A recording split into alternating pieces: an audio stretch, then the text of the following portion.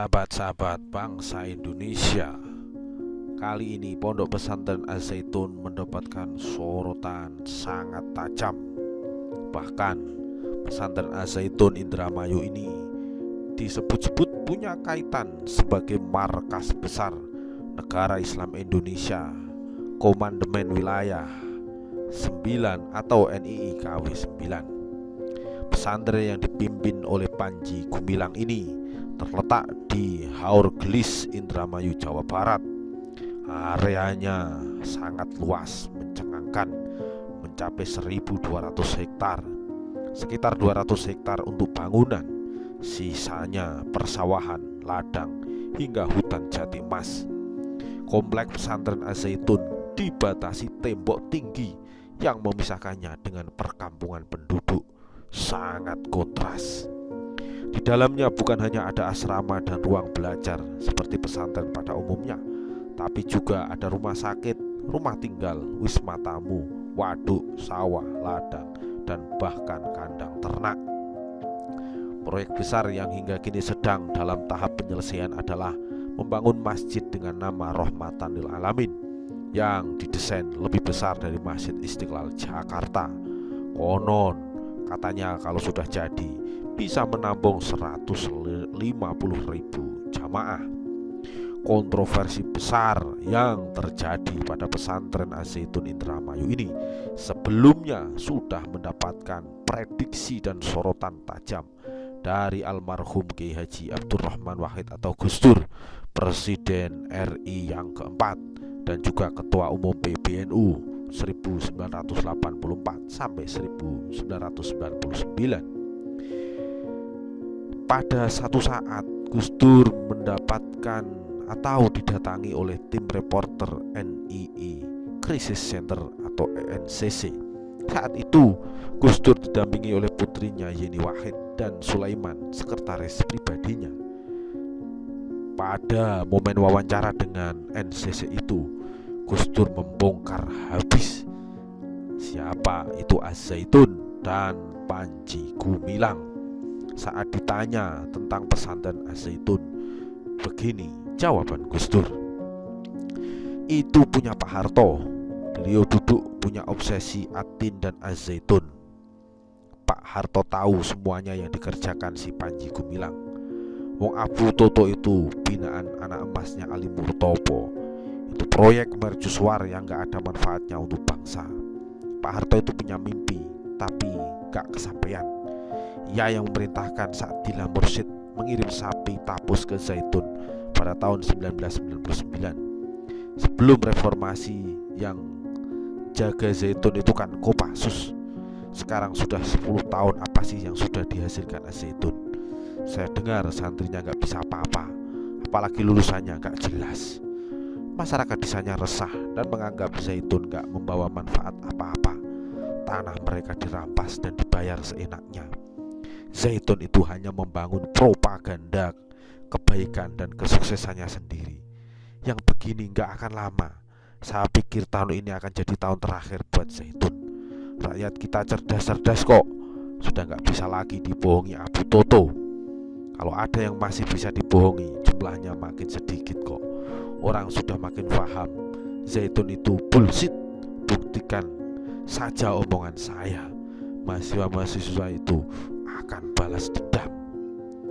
Kemudian Gus Dur juga ditanya bagaimana melihat mereka itu jahat. Gus Dur menjawab,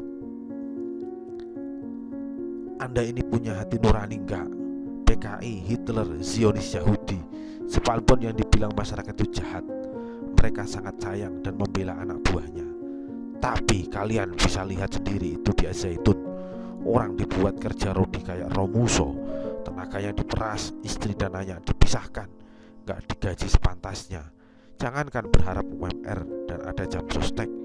Ini kan trafficking, penjualan manusia atas nama Islam, NII. Apa itu gak jahat? Apapun alasannya untuk perjuangan kondisi darurat, itu bisa-bisa tipu mereka aja. Apa Rasulullah Muhammad SAW mengajarkan hal tersebut? Apa Imam Kartosuryo rela jamaahnya diperas begitu? Saya yakin ia marah dan terluka. Kemudian tim NCC bertanya lagi kepada Gus Dur, "Tapi Anda kan tidak berbuat apa-apa untuk membongkar Zaitun." Gus Dur kemudian menjawab, "Anda gak tahu apa saya harus teriak-teriak hancurkan Zaitun, fatwakan NI ini sesat. Dulu yang kasih anak-anak itu temuan MUI, saya diberitahu Kiai Salim Mahfud. Ya dibongkarlah sama anak-anak itu. Saya yang perintahkan Haidar dan kawan-kawan untuk maju gugat. Saya memang diminta oleh para kiai untuk bicara soal Zaitun. Ya bilang nanti tunggu saja tanggal mainnya. Abu Toto itu tahu kok kalau ia sekarang tinggal menghitung hari." NCC kemudian bertanya lagi, "Anda kok berprediksi seperti itu, Gus?" Gus Dur kemudian menjawab, "Aku kan punya Muslim di Republika. Ya cerita banyak tentang rame-rame umat NII KW 9 berduyun-duyun dari jadi tim sukses di Republika. Abu Toto itu lagi panen duit, habis dapat dari Wiranto, baik balik ke kanan ke JK, sekarang ke Republikan. Umatnya itu kayak sapi yang bercocok hidungnya, kayak bebek ngekor masulnya." NCC kemudian tanya lagi, "Gus, kok tahu-taunya Mas'ul?" Gus Dur menjawab, "Tahu dong, itu Munif. Saya sepriku kan pernah sebentar kuliah di KW 9 alias tilawah." Hahaha, jawab Gus Dur. NCC bertanya lagi, bagaimana Gus Dur menilai sikap mereka yang menyerang Al-Zaitun. Mereka itu kurang kritis di tengah orang yang buta dan membuta. Tapi masih baguslah mereka masih mau mengkritisi Zaitun. Zaitun itu bukan sekedar isu sesat. Zaitun itu musuh kemanusiaan, musuh kita bersama. Ya bagi mesin penghancur masa depan anak bangsa. Zaitun itu alat iblis untuk merusak tatanan masyarakat. Bayangkan saja, anak-anak mahasiswa itu disuruh nipu orang tuanya sendiri. Katanya teknis mbahmu, nipu-nipu ya nipu.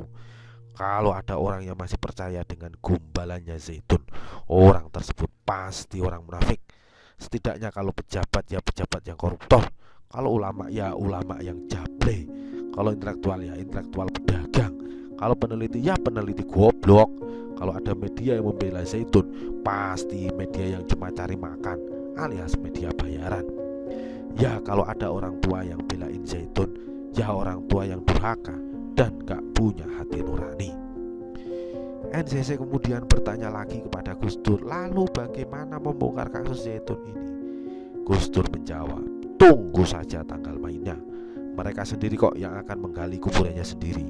Karena Ilyas kasih bocoran ke saya kalau TV One mau bongkar-bongkaran soal baiat ala NI. Ini kan jelas-jelas makar. Kok ada negara dalam negara dibiarkan?" Intinya, sekarang ini seluruh jajaran Zaitun sedang panik dan super sibuk bagaimana menyelamatkan diri. Ini harus kita lawan bersama. Apa artinya saya sendirian? Itulah percakapan tim NCC dengan Gus Dur sebelum Gus Dur meninggal. Ternyata Zaitun inilah yang menghancurkan masa depan bangsa Indonesia. Yang musuh kemanusiaan kata Gus Dur, maka harus dilawan agar tidak seenaknya.